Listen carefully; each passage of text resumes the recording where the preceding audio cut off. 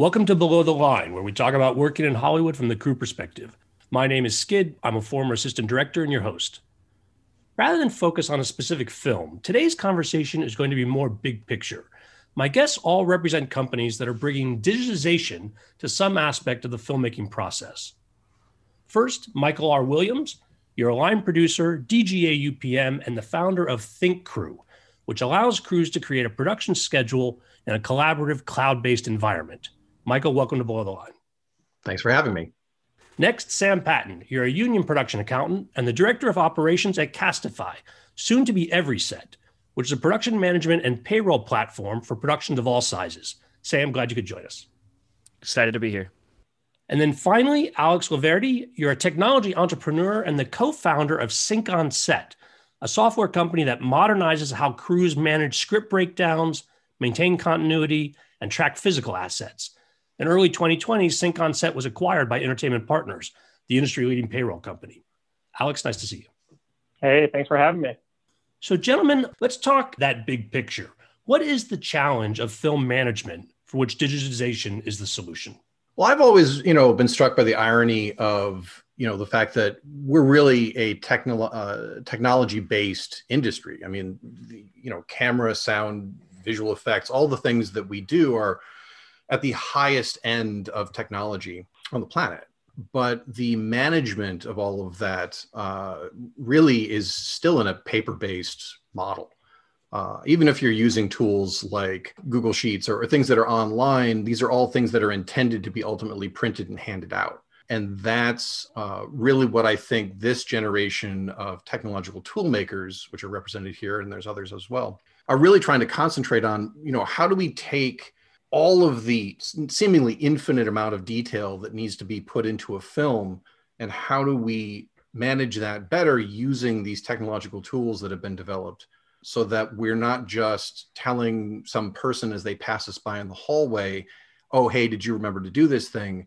That we can actually talk to everyone all at the same time and get them data in real time. And I think that's ultimately our goal in the broadest possible sense. From my perspective, I didn't come to this industry working on film sets and came at it as a technology entrepreneur. So I can kind of identify with, people who listen to this coming from outside the industry. But I think the thing that always struck me about the entertainment business is when you think about, especially large scale production, putting together a crew and starting a company, spending $100 million, let's say, in 9 months, and then closing it down. In any other business context, there's such a organic, or in the case of like a tech startup, there's such a strong kind of venture capital, infrastructure behind what's going to happen. It's going to happen over a period of years. In the case of motion picture production or television production, you're talking about putting together an incredible amount of resources, people, equipment, in an environment. There's just tons of uncontrolled variables. And then as Michael said, I mean, for many reasons, a lot of that innovation happened on what shows up on camera. And there's just a lot of analog processes that exist everywhere else. And I think a lot of that has to do with just how ad hoc and how creative people have to be to just get this done, right? Every project is a battle. And you're just walking into it saying, how do I get through this thing is what I perceive with many of our clients and as I got to know people. And so, the tools they use are the ones that they were able to just kind of figure out. There wasn't as much, kind of thoughtful innovation, cross-pollination, especially because to kind of get somewhere where you really understand what the problems are that need to be solved in production, you probably don't also have except for Michael, you don't have the technical chops or the sort of engineering background and necessarily go build those tools. It's a totally different skill set. There's not a lot of cross-pollination that we see, in some other industries, specifically with the on-set production piece of it. So yeah, for those reasons, it's just a wildly complicated Wild West. Alex, I think that's a really interesting take on that and sort of a different set of eyes on it.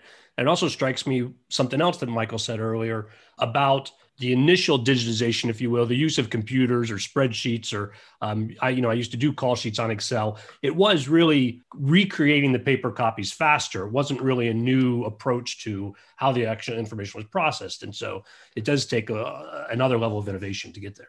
In addition to what Alex said about the urgency of a film set trying to spend $10 to $100 million in 3 months without misplacing a penny. In addition to that urgency, there's also the fact that the people coming together to make that movie are coming, most of them have never worked together. Maybe a few have worked together here, but we're really taking hundreds of people who've never worked together, bringing them together, and we need a system that works. So their skill sets and their tools need to be interoperable. And for a lot longer than I think people may have expected, paper has allowed that interoperability to flourish. It makes it hard to build tools sometimes that need to be used by multiple departments because it may work really well for one department and not for another, and that can be a real challenge. And as Alex said, when you're in the trenches, you're just trying to get it done. And anything that costs you a few minutes or a few hours is a tool you have to scrap and go back to paper. I think there's another component of it, which is around, rewards for risk taking are kind of minimal if you're on-set crew, right? People who are getting hired to do these jobs, working in production, the reward that you get for taking a risk on a new way of doing things. I don't know what that looks like. I don't really feel like it's an area where, again, coming from a technology standpoint, we have this mantra of like fail fast, right? Move fast and break things and then fail fast, right? That way you learn, you can keep iterating. I don't get the sense that you get rewarded for doing that, as a production coordinator. Failing fast is, you're not working with us again, right? Because we just need to get it done. And I think it's true for, all the department keys, and people kind of learn that, like this apprentice model. And so it creates a little bit of a kind of an incentive structure as people move up through the industry to not necessarily, reinvent the wheel. It's let's just keep, doing what's worked and let's iterate on it maybe slightly, get my own little spin on it. I got my own little Word doc. I got my own little Excel sheet in many cases. And that works as a template for, call sheets, location, tech scout booklets, whatever that thing might ultimately be. And yeah, it works and people will get that through. And I think what's fascinating about what's happened, and we'll talk about it, but with COVID is that it kind of threw out a lot of those preconceived notions around what the incentive structure needs to be, because people couldn't get together, and a million things that kind of went into, why that changed the landscape. The way I look at it from Think Crew's perspective is, there's two jobs that we do. One is that we create tools that people find useful, but then equal to that task, the other half of that job is promoting changes in those workflows. And I think you put it beautifully, there is a perceived risk in making a change. If you've learned one way to tame the lion and it works, when someone else comes up with a new way, you may be a little cautious in using that new way to tame that lion. And I think that's equally our job as developers and as tool builders, to convince everyone, hey, look, this is a way that's going to work. And it's actually not just going to work. It's going to make your job better and easier and free you up to do things that you consider your primary job, but you don't get to do because you're busy dealing with all of the minutia of trying to communicate your message to everyone. Alex, you mentioned the pandemic, and we're going to talk about how that has affected the willingness of folks to go into digitization. But all of your companies were founded before there was the pandemic. And I'd like to go around the table just one at a time. Give me a little more detail about the problem you were trying to solve with the idea, these hurdles we talked about, getting people onto these new systems. How in the early days were you able to challenge those or overcome those hurdles as far as getting started? Michael, why don't you kick us off talking about Think Crew? Yeah, Think Crew solves one specific problem right now. I consider Think Crew to be a platform upon which other tools can be built. So the problem that we started with was schedules, because after you have your script, the schedule is the next piece of that puzzle.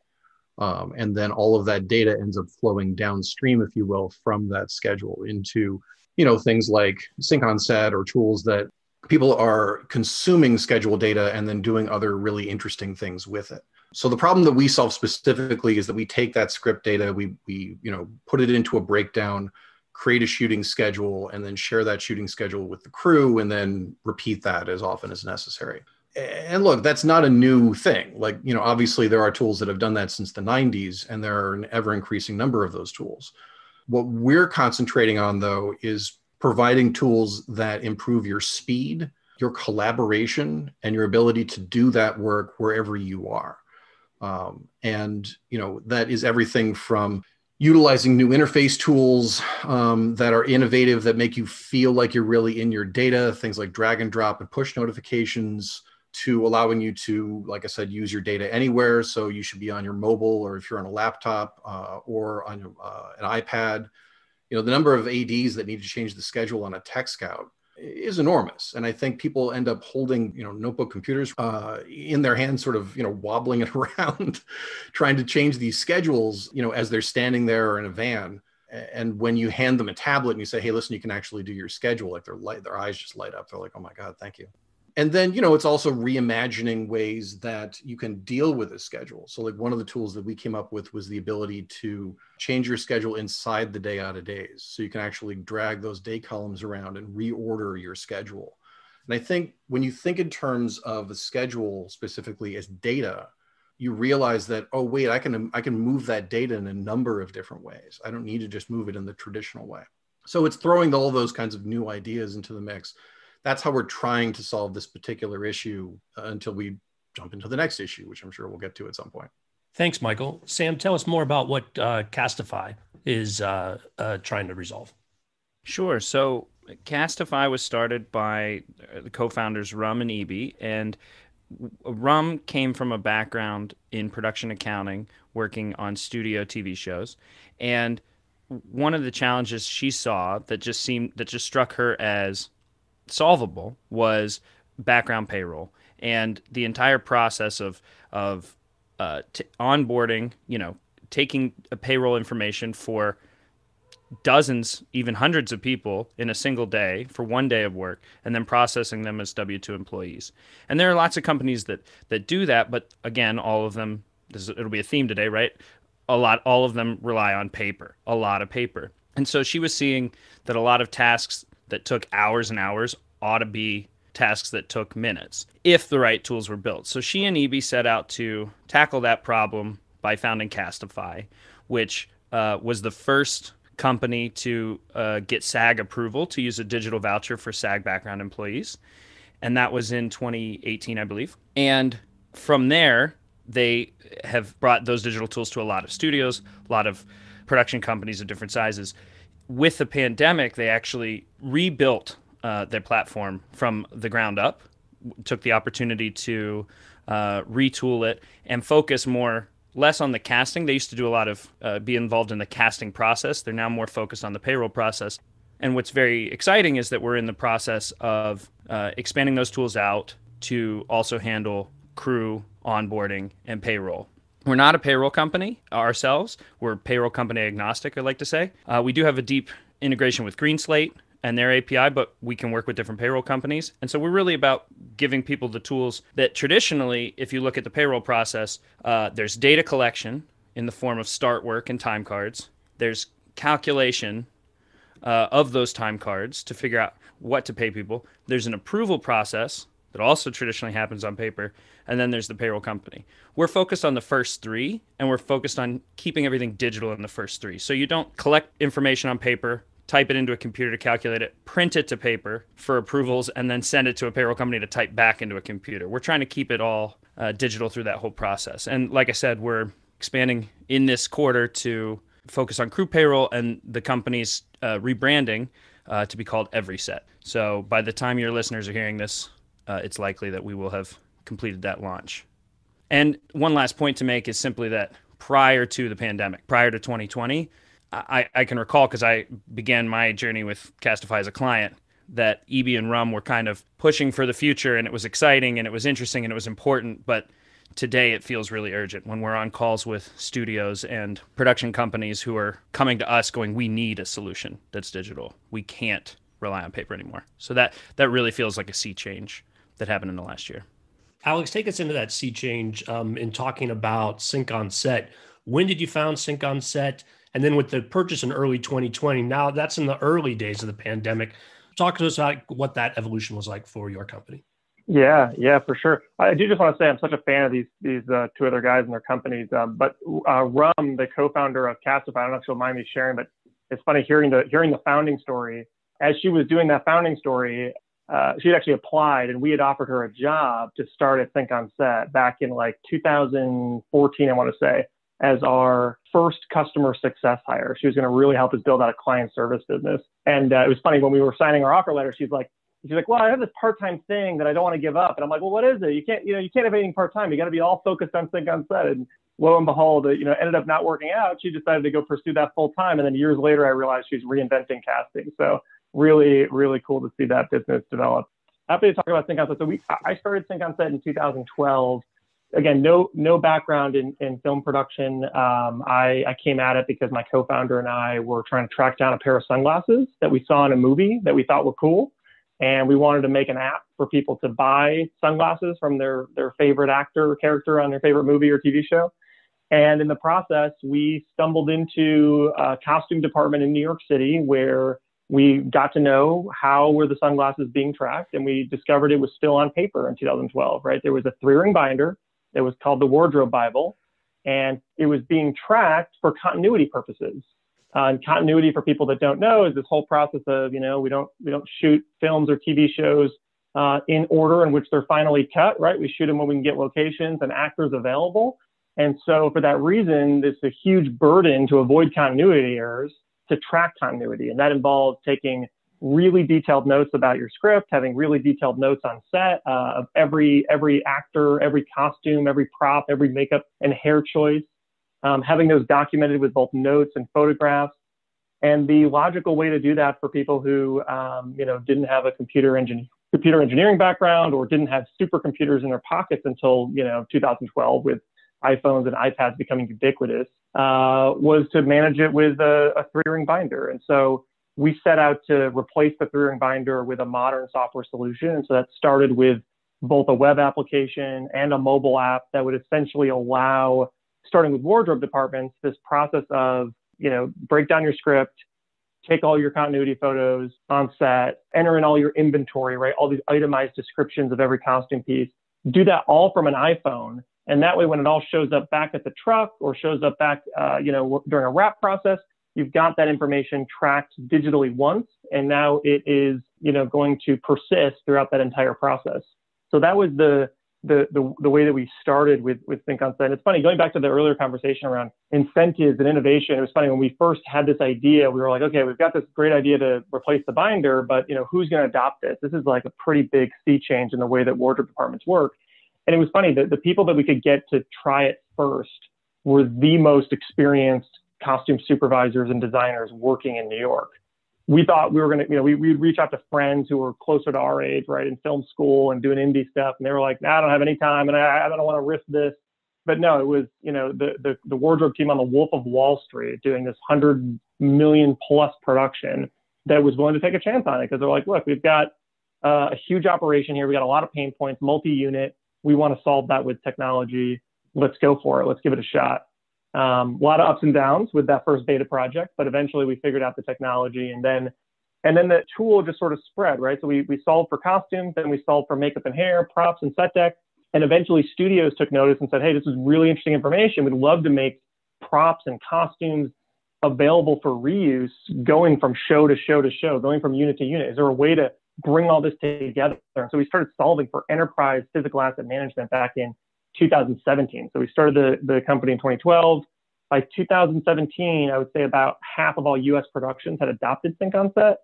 That number is probably, getting closer and closer to almost everybody, at this point, because of the pandemic has really accelerated things. But, so in 2017, we started working with studios. We got a handful of the major studios on board with helping to manage their assets. And then Entertainment Partners came about in early 2020, actually before the pandemic. And then you can imagine, very weird year to be joining forces with another organization, especially one that has operated very differently. It's a very different type of company, being around for 45 years versus our little startup. But we decided to join forces because with the direction that we were going with our technology, we realized a lot of this is going to overlap with a lot of the technology that a company like Entertainment Partners has either developed, acquired, or is looking to develop.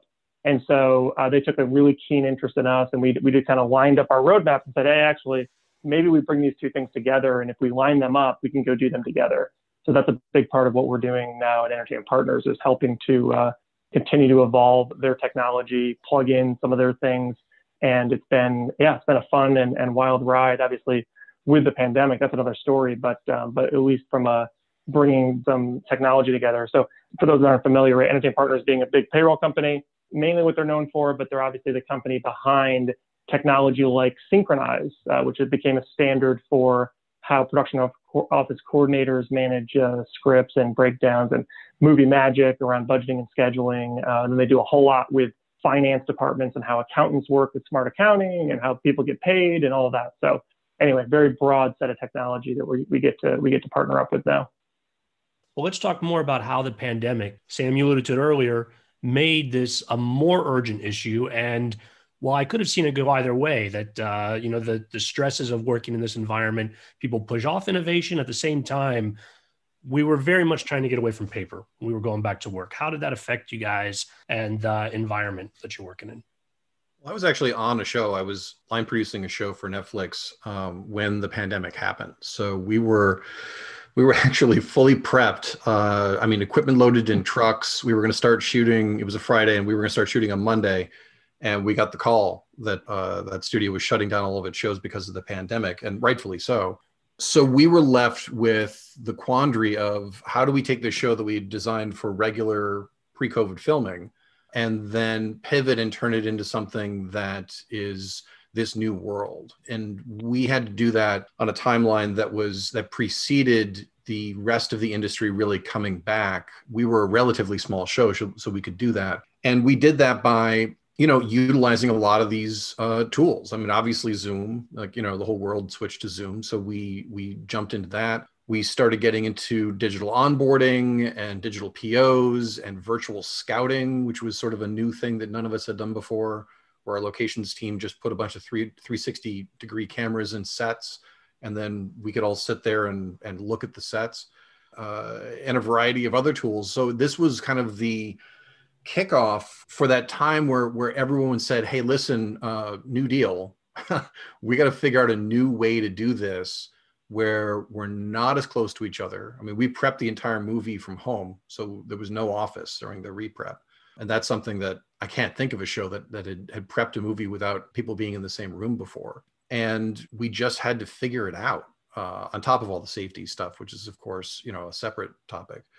It really, going back to that part of the discussion where we were talking about, the adoption of new things, this was the moment where that sales pitch became not even a sales pitch anymore. Like, it was just about people coming to you and saying, hey, how do I solve this problem? Like, I can't be next to people. I need to be able to show stuff to people.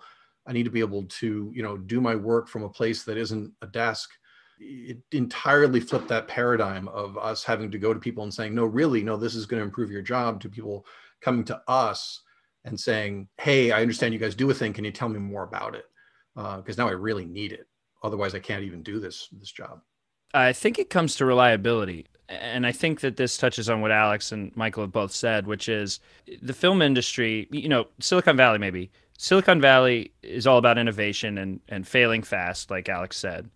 The entertainment industry, especially production, is much more conservative in the sense that it's about reliability. It's about being able to be counted upon to deliver the same results or quality results every single time. So the people need to be reliable or they don't get hired. The tools need to be reliable or they don't get purchased or rented.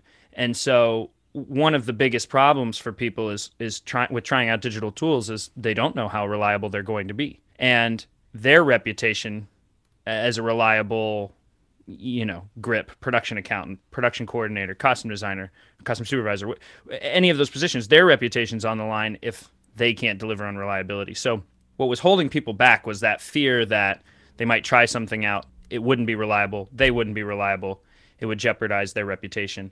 And I think that when you'd show people technology, if it didn't do exactly what they thought it needed to do right away, they'd throw their hands up and say, not too risky, right? And they wouldn't have patience. And I think that one of the things that turned around is that whole narrative flipped. I think everybody comes now to digital tools with a lot more patience. I'm finding that with crews and production accountants we work with, ADs that we work with. I'm finding a lot more people eager to learn how it works and then use it. And if they don't understand something right away, we work through that. That sort of attitude That's new, it seems to me. And it's also simply the fact that they know they need these tools now to be reliable, right? So going back to that idea of reliability, before reliability meant being there on set, in person, present, ready to do anything you needed. Today, being reliable means being able to do that same job anywhere in the world, right? So people know that they need these tools in order to be reliable, which the goal itself hasn't changed, but everyone's understanding of what that takes has evolved. Yeah, I think that one of the things that agreeing with both of these guys, but I think that one of the things that we've seen now kind of it's like when people first came back, I feel like it was true. It's like we had crazy demand and people were very, especially during like April, May, we did this huge master series where we're like, let's just do webinars. Everyone's stuck at home and we're stuck at home. We got nothing to do. And we're sitting here counting like who are we going to lay off and who are we going to have to furlough? I mean, everyone's in that position. Every business in the world was in that position other than Zoom, come April. So we're all trying to figure that one out. And so we just said, okay, let's just teach everybody all of our stuff. Let's just get it all out there and teach everybody all our stuff and do it in a scalable, efficient way, safe way through webinars. So we actually did like 50 webinars as a company over the kind of like 2-3 months that we were all at home. And then everybody came back. And I think that one of the things I found that, for the people who didn't just jump on board with the right solution or kind of take that time to learn something new, one of the things that did happen is that people had to go digital, but they went digital with things that they were kind of familiar with, right? So it's like I'm digital in my Excel sheet and I'm digital in my Dropbox and in my email and in my DocuSign and like things that I can kind of touch and feel and I'm kind of had used once before, but now I'm trying to do things at scale. Not as relevant to some of the stuff that we do here, but like one of the areas that that we've been involved with at EP is the payments, like how to just pay vendors. Well, paying employees is one thing, right? Direct deposits, that's been a total new thing for this industry because usually it's been checks. But paying vendors was, paper POs were circulated, paper invoices. It was a very paper-based process. And then many people, jumped on board with, okay, how do we solve this using anything that's available? And that's where we realized, okay, we had this journey we were going to take our clients on to digitize the payments process that when you're pushing it on clients, and Michael, this, right? You could take years to do that, right? It's like you slowly develop things and you get it in front of clients because it's going to take them a while to learn it, adopt it, and make it part of their workflow. And you do it one phase at a time. And it was amazing to be like, okay, we solved the PO problem. And then right away, it was like, okay, well, where are invoices, where are payments? Because we're doing all of this stuff at once now. It was like very overwhelming and challenging. And, our clients are obviously just going to go try to solve that whichever way they can. And now getting everyone to take another look at purpose-built solutions is going to be like that next challenge because people are kind of building, what I'm trying to say is that they're kind of building this muscle memory and these habits with the tools that were kind of readily available, that were at least digital, but not necessarily efficient. And so now there's a whole new set of challenges that we're going to have to kind of to work with. But it's interesting. It's just it's very different than the world that we came into. I really saw the pandemic as sort of, from this topic's perspective, like it was a laboratory for all of these new ideas, right? Like it was, we're all thrown into this cauldron and now we got to figure out how to get out and do it safely. And the industry hasn't been in that kind of position, I mean, ever, where we just, even in the transitions from sound or to color or Cinerama or anything, there have always been sort of graceful moves. And this was literally on a Friday, the industry changed. And this scramble for these new tools, I've never seen anything before like it in the entire history of the industry. And this is a time where I think people reinvented and will continue to use those tools going on in the future because they realized, oh, wait, the solutions that Castifi offers, I haven't used those before, but those are great. We should use those even when the pandemic's over. And SyncOnSet, boy, that's a great tool. Like, we should definitely be using something like that. And hopefully, ThinkCrew is in there too. So that's the thing that I take away from it, is that the pandemic has changed the industry, not just during a pandemic, but forever. People have opened their eyes to this new world of tools. And I think the industry's better for it. I remember that period of time because I watched the Facebook groups for the production accountants in LA just start lighting up with recommendations for background payroll vouchers that were all digital. And I went, look at that. And people organically sharing Castifi word of mouth. And I'm like, I've been using them for years. At the time, I wasn't working for the company. I was a freelance production accountant. But it was amazing to watch that seemingly organically become something people were discovering. People who were afraid before to try something new now urgently sharing the news about the best tools to use. It was an exciting transformation. It's something that I think I had sort of felt for years. I was waiting for people to realize how great these tools were and what they enabled. And then it kind of happened, like Michael said, overnight. And it seems forever. And I think that's because the people who can master the best tools can do their job the most efficiently, do more work, do better work, and they'll outcompete, other people who are stuck in doing things inefficiently. I mean, that's just a simple process. I think it's very exciting how companies have taken these innovations and used them to help manage filming during the pandemic. But I also wonder if when the pandemic concerns start to recede, if there's going to be more indie and small companies that revert to doing things the way they were doing them before. And that might prevent this sort of innovation, the innovation we're talking about, from becoming truly ubiquitous. Well, as an indie producer, look, it's a mixed bag. I mean, there's we're talking. It's hard to generalize about a group of people as diverse as filmmakers, but specific to the indie film world, I think you can say that they are quicker to adopt tools in general than studios or people who are making very large productions, and rightfully so. I mean, if you're a studio and your job is making a fistful of $200 million movies, you want to make sure that you're using tried and true and very tested, and this has existed for a decade and it's never broken kind of technology, versus, if you're making a, $5 million, $10 million, $15 million movie, not that you want things to break, of course you don't, but you're more willing to take a chance on something because you were nimble enough as a small production to pivot.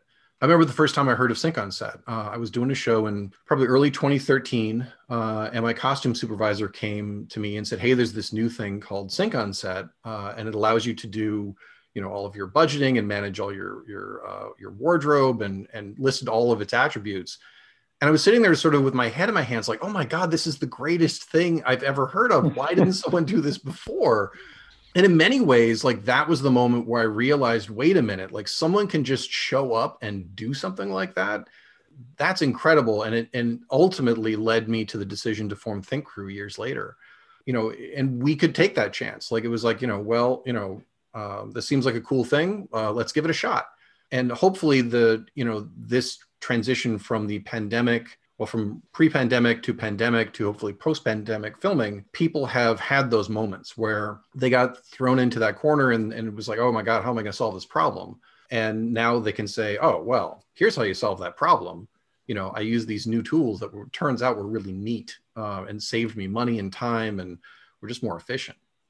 I think another kind of large trend that we're going to see coming out of this, and I think we're kind of feeling it right now, but I think there's just such a rush that people are just making it up as they go along a little bit, and they just kind of doing what they have to, but it's this huge talent shortage, right? Like, there is a huge gap in experienced people, and COVID, I go talk to anybody, working as a production key, they've got at least one or two people more on their team, every department, because of just COVID sanitation reasons, and something related to how we're going to communicate or coordinate in pods or with whatever circumstances they're now thrown in. And each of them have one or two people that they've probably never worked with before, right? So you're just kind of plucking people out of other industries that may be, permanently shut down, like, live events or theater or something like that hadn't done motion picture or television production. And I think that maybe more than anything is really going to lend itself to, I think, continued investment and innovation in these tools, because the reality is that a lot of what happens in production happens ad hoc, but it really doesn't need to be that way. Like, there is a lot of the production process, this administrative stuff that we're talking about, putting a schedule together, managing costumes, managing, extras casting, and making sure that people are paid correctly and tracked. That is not necessarily the creative part of the job, right? These are just administrative parts of the job, but they're really, really bespoke in how they have to work. And this is a niche market, but, the economics of the industry are that there's going to be more and more production. The economics of software and technology investment is that it can be done on a much cheaper basis and more efficiently, and it's more democratized, that anyone can kind of put together these applications in a way, or it's becoming more that way, that I think we're going to see, just so many jobs to be done, so many things that could be templated, and there could be a framework for doing them through technology that we're going to see solved. And I think that the talent shortage in many ways, not just like, okay, I can't touch paper because it's unsafe, or we need to be more efficient because we have these higher COVID costs, so we got to cut money someplace else. I mean, those are kind of the motivating factors. But now it's really like, we just don't have, consistently people who know how to do this anymore with their Word template. So I got to just bring in a tool that can help me get this job done.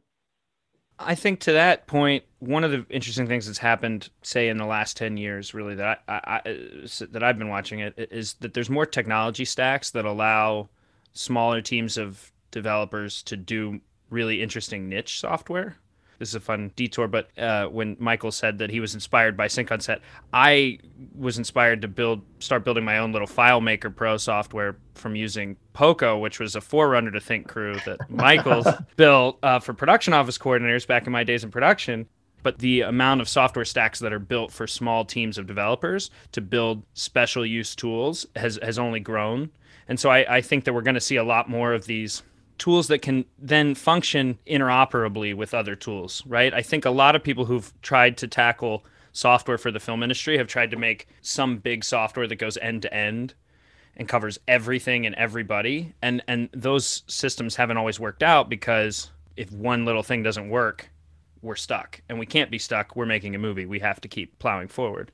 Now, to your point originally about whether indies are going to go back to using what they knew before, I would actually say it's possibly different in that a lot of times those indie films have to adopt tools out of necessity. They can't hire a whole production accounting team. They can't hire a separate payroll accountant. They can't hire a whole team to handle all the paperwork. So they have to look for more creative solutions. But they also don't have as much money to pay for those solutions. So those solutions don't necessarily get developed. But when the studios take interest in software companies like SyncOnSet, then the funding is there to really build them out and keep them robust. But that benefit then accrues to smaller productions too. So I think this continued push to digitize everything is going to benefit everybody making content at all levels. Sam, to your point, talking about all these different companies that are cropping up, I agree. And I think, these are the early days. I mean, if you were to analogize where we are right now in this space, this is 1910 in the, electrical wars, right? Like this is the early days of a new technology or a new set of technologies that we're going to be using in the future. And there's dozens of people in the space right now, but I think that's going to be hundreds very soon. And, one of the things, that ThinkCrew is advocating for is a methodology to move all of this data between all of our services. Because while, an integrated system, I think ultimately is a goal and a laudable one, so that, for instance, when the script changes, the schedule gets an update and then that updates the budget. And there's one holistic set, that's going to take some time before anyone gets there. And until that time, we're going to have these different lakes of data all across the industry. We're going to have schedule data. We're going to have, wardrobe and prop budget data. We're going to have, casting and onboarding data. And unless we have a way to actually get the data from one place to the other seamlessly, we're going to end up creating systems that really aren't as usable as they could be. One of the things, that we have at ThinkCrew is all of the breakdown and schedule data for the entire film. And certainly downstream, folks like SyncOnSet or Set Hero or like any of the people who are further down that stream need to consume that data so that they can take it and then run with it and do another interesting and valuable thing with it. So one of the things that we're proposing is a thing called the Universal Schedule Standard, which is a way to move the data from any scheduling software to anything that is further downstream, so that not only do those individual companies benefit, but the users benefit. Because if I know as a user that I can take my schedule and run with it and go to another place, then I feel like the entire space is more valuable versus I go and I use one tool and then I'm a ThinkCrew guy, well, I'm a other scheduling company guy, then you're trapped. There's no way to take that and go run with it and do something else interesting with it. And we've gotten a lot of buy-in too. Like this is something I've been advocating for 6 months, a year now. And a lot of major players have actually said, yeah, this is something that we're interested in because it makes a lot of sense. This is the high tide that's going to raise everyone's boat. And so I hope, in the future that users will actually be able to see this in their products. And I think they will. I mean, certainly many companies already have decided to sign up. So that's my hope for the future, is that we can all share this information and make everyone's job easier, which is ultimately what we're here for. I completely agree, Michael. I think that's a way of thinking that comes more from the tech industry in terms of interoperability and driving increased innovation. One thing that's been fun in my my post SyncOnSet as a founder life, and now at Entertainment Partners, which has a collection of different applications that are being developed into more and more an integrated suite, has also been I lead up partnerships. And so we've been looking at, in some cases already making some investments, in other cases, partnering with companies or putting companies together. But it has been amazing to see the innovation that's out there, right? And starting to kind of get a glimpse into all of the different areas where people are, coming to us saying, hey, can we plug in to plug into payroll? Can we plug into scheduling? Can we plug into budgeting? Can we plug into SyncOnSet or any of the different things that we offer? And getting a view into all the things that are being innovated. It is really exciting. And I'm so, thinking back, several years ago, it was like us. And then it was cool that, we were kind of one of the first SaaS solutions. And it was fun that we got to motivate a couple others. And it was this very tight knit small group. And now it's global, right? There's really interesting companies coming out of France, coming out of the UK, interesting companies, all over the US and Canada, New Zealand, that are all doing fascinating things in different aspects of production, right? Whether that's got to do with pre-production, it has to do with collaboration around the video assets, even location scouting is being completely disrupted by some startup that I'm excited about. So there's just so many cool avenues to this that I do think, these indie producers that you're talking about, they are in for a broad set of tools ahead of them.